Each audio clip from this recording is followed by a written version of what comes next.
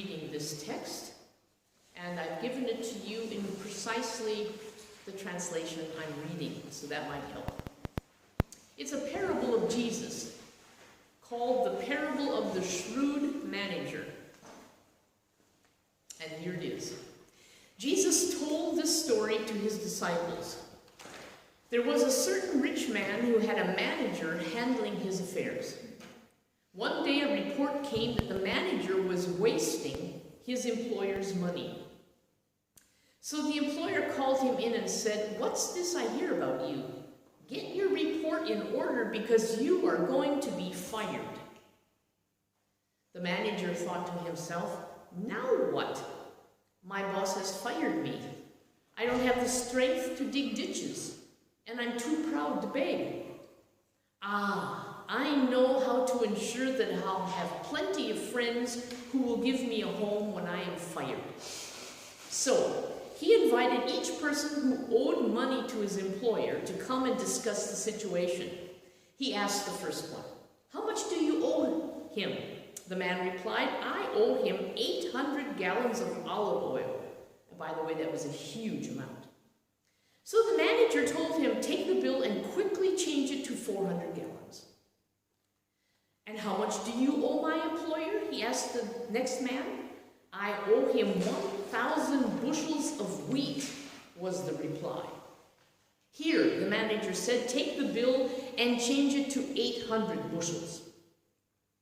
The rich man had to admire the dishonest rascal for being so shrewd.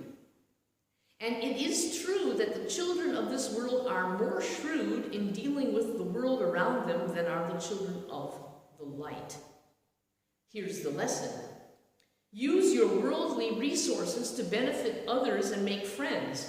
Then when your possessions are gone, they will welcome you to an eternal home. If you are faithful in little things, you will be faithful in large ones. But if you are dishonest in little things, you won't be honest with greater responsibilities. And if you are untrustworthy about worldly wealth, who will trust you with the true riches of heaven? And if you are not faithful with other people's things, why should you be trusted with things of your own? No one can serve two masters, for you will hate one and love the other. You will be devoted to one and despise the other. You cannot serve God and be enslaved to money.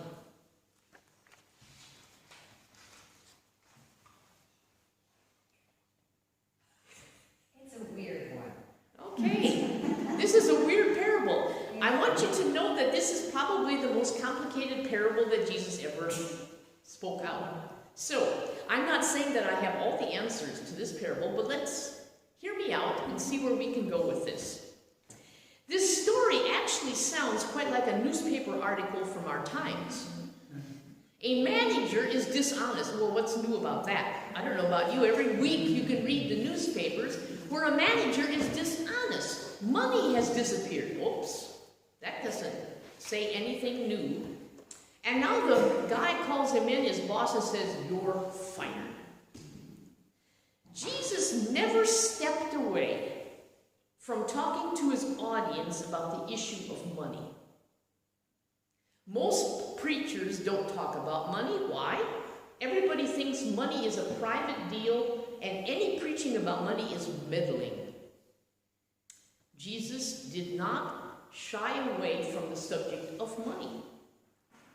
And his disciples were there in this audience as well, listening to Jesus.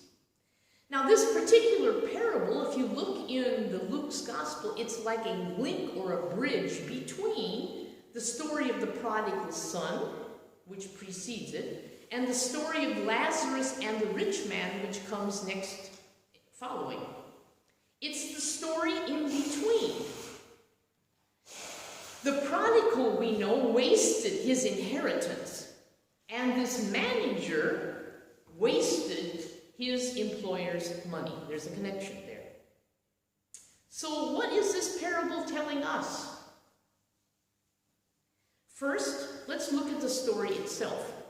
There is a rich man who has so much money that he can be away and relax and let others watch over his affairs. That means you have an awful lot of money. If you can go away on vacation all the time and have some manager manage things, you've got lots of buckaroos. And one wonders, at least my skeptical heart wonders, of course, how did he get so rich? And then there's this manager who has the task to manage all the affairs for this rich man. And we find out that there's a whistleblower who told the rich man, your manager is mismanaging things so badly that your money's being wasted. We know how whistleblowers are in our culture. They're not appreciated. Whistleblowers are always looked down with some degree of scorn because the people they blow the whistle on don't want to be, first of all, exposed. And then other people think, well, if they blow the whistle on them, they might blow the whistle on me. So there's a lot of fear whistleblowers bring. Now, it doesn't say that this man stole money. He just wasted it. That's the difference. It wasn't embezzling. It was just being careless, wasting. Well, the rich man comes to his estate and calls the manager in and says, you're fired. Bring in your last report in a week, and then you're out of here. Now, that was a bit of a mistake on the part of the rich man. He gave this fellow some time. And it's interesting, the manager is now in a dilemma. What should he do? He has no future unless he takes some action. The guy really has nothing. In this story, he didn't produce any money, he just manages it. There's a difference. There was no measure of production that he was into. He was just managing somebody else's money. When the financial crisis came in 2008, that's not all that long ago, I remember seeing the stories about the Lehman Brothers, going down the tubes. And did you remember all the employees coming out of the building carrying their little box of goodies, what was left over of their offices, going to their cars and driving away, and they had nothing planned for their future. This was a sudden, critical dilemma, and many of them were in great need.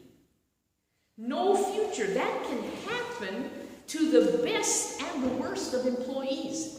How many people in our society right now are sitting on the edge because there's talk of reducing down, saving money for the firms, and we know what that means.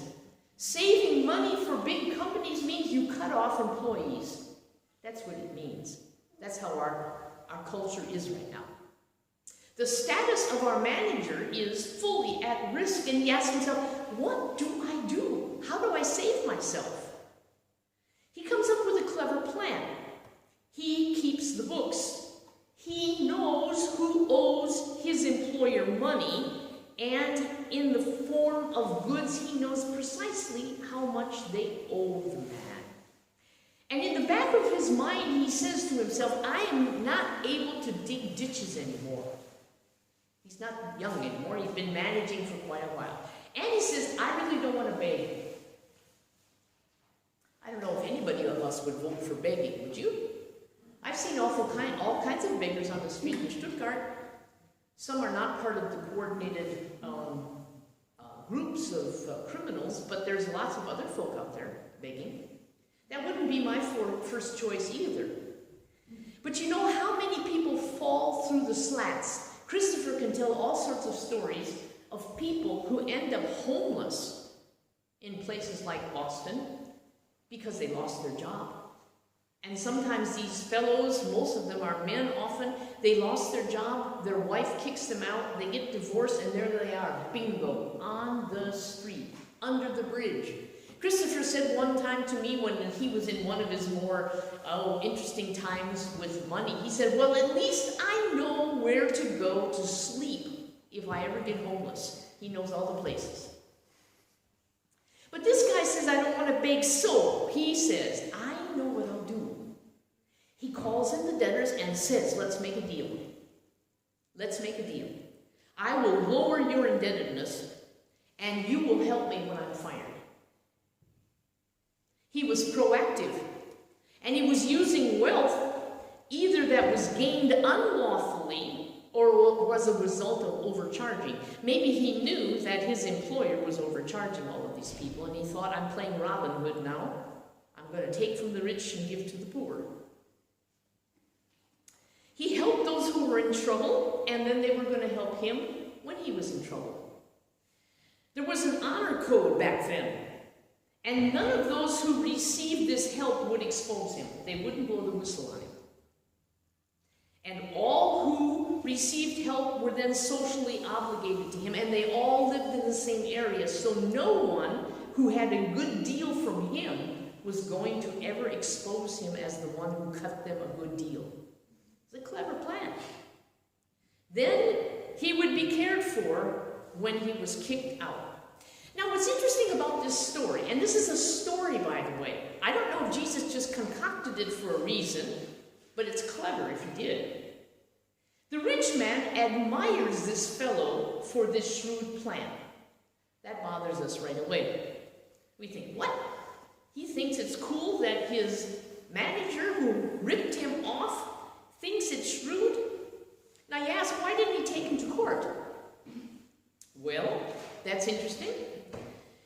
It does seem logical in view of the stories of Jesus that this rich man had gained his wealth also through dishonest means. Jesus was often exposing those who were ripping off the poor. And maybe this story fits the critique Jesus had on those who were ripping off the poor. And so this rich man maybe gained a lot of his wealth through oppressing the poor. Therefore, this rich man commended the cleverness of his manager, and he realized he couldn't do anything about it. He'd have a social revolt in the neighborhood if he took this man out of commission. And the other thing is, like understands like. The shrewd rich man understood the shrewd manager. He said, I understand that guy. He was pretty clever, just like I am. And if he had overcharged all these other people, well, then the shrewd manager was just readjusting the balances for the poorer ones. The rich man could not afford social unrest. So the storyline ends here, and then Jesus makes some observations. He says, the way that the world operates is best understood by those who share the same philosophy. Unbelievers and dishonest managers function the same, and they understand how each one functions. If you talk to managers in big corporations, even listen to bankers talking, they exactly know what is going on in their system. I remember seeing some bankers being interviewed about after this big disaster in 2008, and by the way, I don't think that'll be the last disaster we see. Many things line up even in our day for more financial struggle. We just have to accept that that's a possibility. But I remember the bankers talking with each other, and they were saying, none of us even understand all of what's going on here and how many loopholes there are in the system to rip off money and do stuff that nobody else knows about. Even we don't know exactly all the ins and outs. I thought that's interesting. It's kind of like this in the story that Jesus says the people functioning in this world of unbelieving philosophy understand each other. They understand each other more than the believers, the children of light. None of us fully understand the worldly philosophy that these groups are experiencing because we are operating under a different philosophy as children of light, not children of darkness. And yet, Jesus says, there is a lesson here also for believers.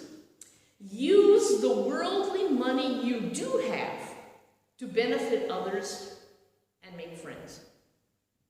Money can be unrighteous, but you can use it for different purposes.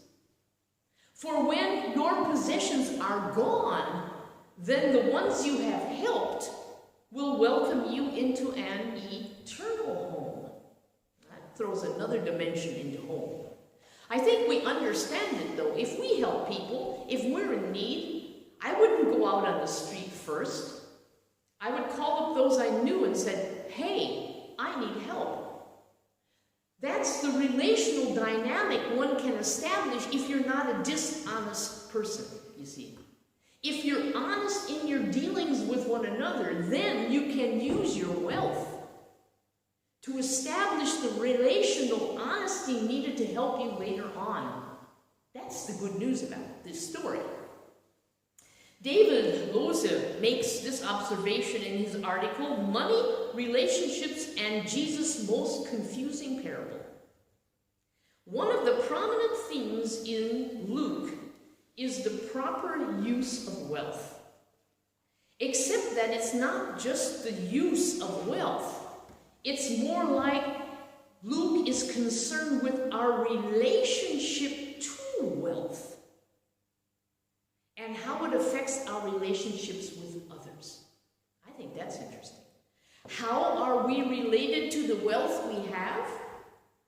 And how does this affect our relationships with one another? And that doesn't mean you have to have a lot of money.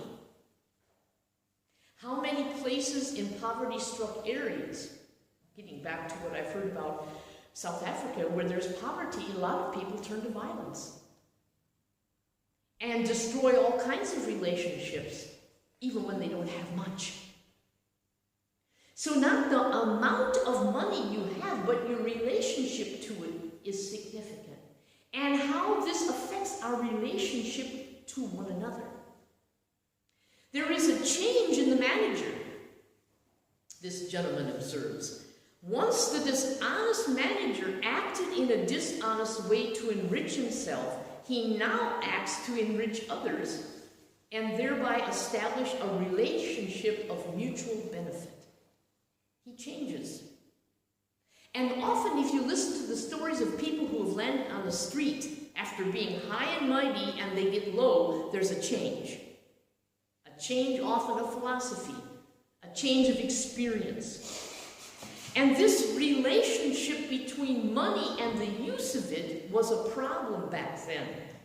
The Pharisees, if you would read the next verse, it's not on your page that I printed, but if you read verse 14, it says, the Pharisees who dearly loved their money heard all this and scoffed at him. Did you catch that? The Pharisees who dearly loved their money scoffed at Jesus for his story. They really, in this parable, are the unjust steward. But they, as Alistair Robert writes, have been squandering God's blessings and laying heavy burdens upon his people. If you remember, several times Jesus was talking to the people at that time and said, pointing to the Pharisees and saying, you know all about these things, but you're laying a heavy burden on the poor. He criticized that. They too, Jesus is giving the Pharisees a small window of opportunity to make emergency measures for the future. This gentleman says the parable suggests that they should seek to get on the right side of their master's servants and debtors before it's too late. The servants and debtors are the common people they had been mistreating. If they were to reduce their burdens and make friends with the poor might welcome them into the eternal habitations of the kingdom. The Pharisees, this gentleman said, must take immediate action or they'll be left out. Jesus was giving a warning to the Pharisees to change their behavior before it's too late. And to all of the disciples, this parable suggests our position should be one of a faithfulness because he talks about if you are faithful in little things, you will be faithful in more things. Jesus is finally saying, don't be shrewd. That's not what I'm asking you to be. Be faithful. Shrewdness is not the thing God wants from us, but faithfulness in the use of the resources he has given to us. Faithful in small things in the kingdom economy means being given greater responsibility. The dishonest manager had nothing of his own. His lack of faithfulness left him without anything. And it's a reminder, none of us have the things we have on our own. They've been given to us. Even if we work, we aren't just earning everything ourselves that we have. It's been given to us. Everything you have has been given to you. Why do you act as if it is your own? So, lay up treasures in heaven is underscored because you cannot serve God and money. The observation is Jesus depicts wealth as a false god, competing with God for our worship and service. Our love of money and the urge to give more is so often the force that makes our world move. In order to live rightly, we must put unjust wealth to use in the service of God. In other words, money can be dishonest, but we can use that money for the service of God. It can be transformed into something good. Stewards of unjust money can be made just in how we use it.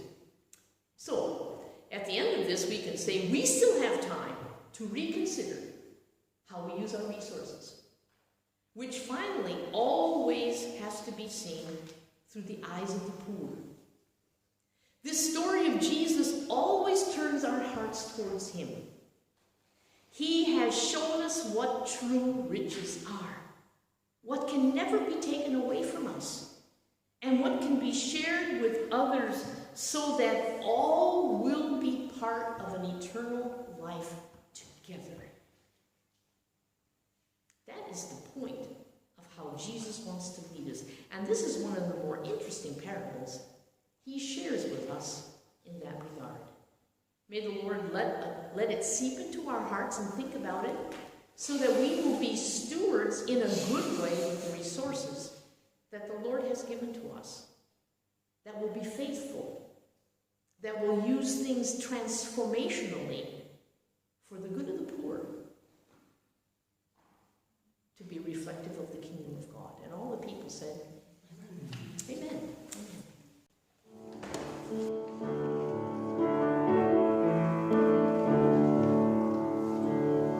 Amen.